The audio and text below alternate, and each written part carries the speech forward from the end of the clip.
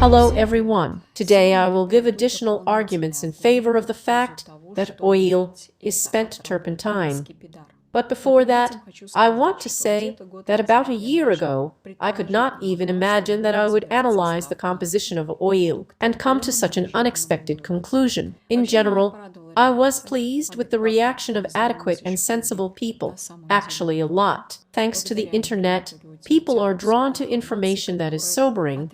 They fog up their minds even more and lead them into the dark forest. The process of awakening people has become uncontrollable. I think it is for this reason that the top is in such a hurry with vaccines, strengthening control, so that humanity is in a paralyzed state, because fear blocks thought processes. But despite all these punitive, intimidating measures, people, on the contrary, are even more mobilized and even more actively reveal the secret plans of the Supreme Brotherhood. This is exactly the case when everything happens not because of, but in spite of. So here's the topic with oil. This is another major conspiracy to control humanity. We will talk in more detail about what place oil occupies in our lives later. In the same video, I will continue to prove that oil is a monstrous turpentine, only spent. In general, what do we know about turpentine? That this is an oil that is obtained from the sap of coniferous trees, that is, resin. Wikipedia has information that turpentine is used as a solvent for varnish and paints, in medicine, in the chemical industry, but this is not all areas of its application. I came across an article called "The Meaning of the Forest During Peace and War." It describes that cepidar was used in the rubber industry as fuel, lubricating oils, and in the production of wrapping paper. I think this is not a complete list in the field of turpentine use. And now let's see what is made of oil.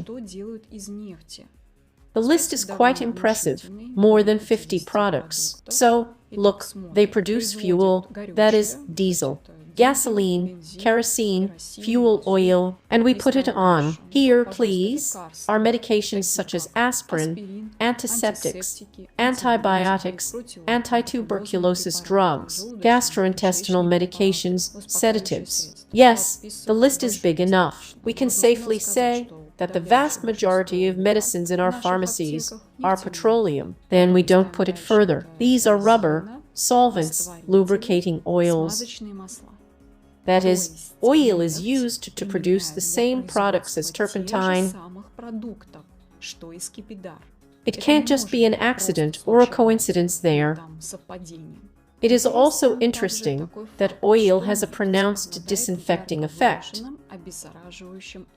It is not for nothing that antiseptic drugs are made from it, such a product of petroleum distillation as kerosene, in addition to being a solvent and fuel, is known for its excellent disinfecting and expectorant properties. Even officially, it is included in many medical reference books. Probably, many have heard that kerosene can cure the throat.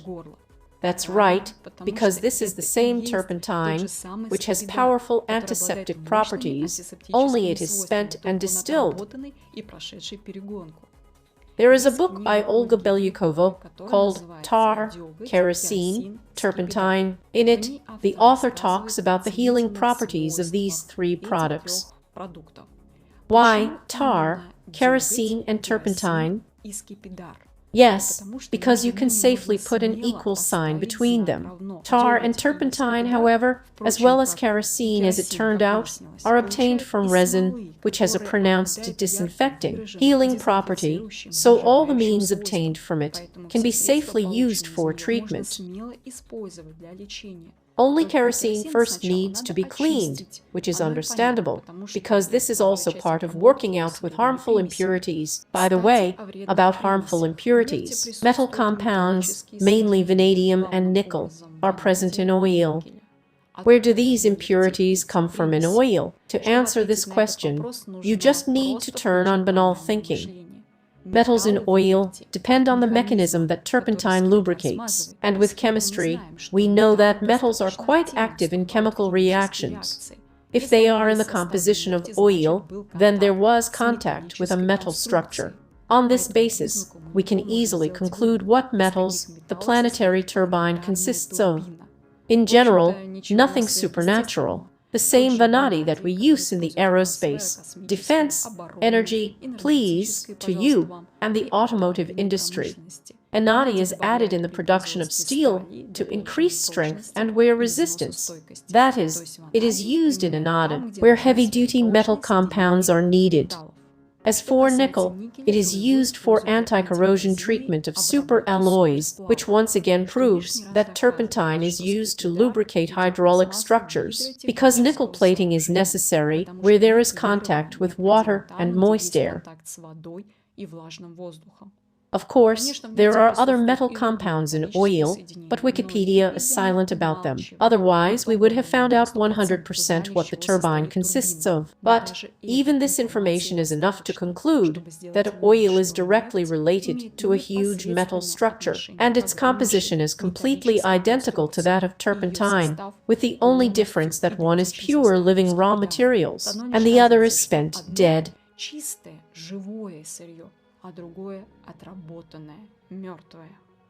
To hide this fact and complicate everything, science, well, the one from the Vatican, led new names for oil components. For example, the concept of naphthenes was proposed by Professor Morkovnikov at the end of the 19th century, when he first isolated them from oil. Studying the composition of oil, Morkovnikov discovered, as it seemed to him, a special kind of hydrocarbons and gave them the name naphthenes, although in fact he simply isolated one of the properties of resins. This is soap. Naphtha soap is made from oil.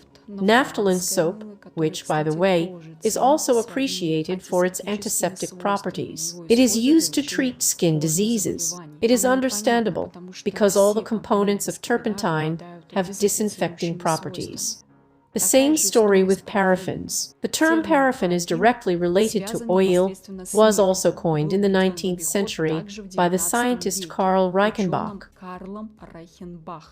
By the way, it was at that time that industrial oil production began, and the well-known component of oleoresin, wax, was called by this term for a long time. But since the wax in the lubricating oil passed through the hydraulic unit, it naturally acquired new properties. But it did not cease to be wax from this. One by one, history repeats itself with the concept of asphaltene, introduced in 1837th year in Usenga. You know, it's so interesting. This means that oil has been known to mankind for about 6,000 years. But it was only in the 19th century, when industrial oil production began, that scientists began to introduce new concepts one after another. Apparently, it was urgently necessary to adjust and complicate everything so that no one would guess what oil is. So Buska called asphaltenes the residue from the distillation of bitumen, a well-known petroleum product, insoluble in alcohol, but soluble in turpentine. And it is soluble in turpentine because this is the component of spent turpentine. That is, frankly speaking, we are being fooled by giving all known products sophisticated scientific terms, such as soap, wax, and resin. This is the same as a housewife would be given the task to come up with a new definition of the components of apple juice that she cooked for canning, so that in the end no one would understand that we are talking about elementary apple juice that passed through lights, water pipes. In both cases, we are talking about valuable organic products that, as a result of manipulations, all kinds of influences, lose their life-giving power and turn into slag. After all, the sap, this is a unique product with life-giving power. It is so called not only because it is a proven medicine that has life-giving properties, but also because a huge variety of necessary products can be obtained from it, but only from us it is stolen, and poisons are returned. And so that we do not guess how things really are, they fool us with new words and incomprehensible terms. Well, that's it. Thank you all for your attention. See you in the following videos.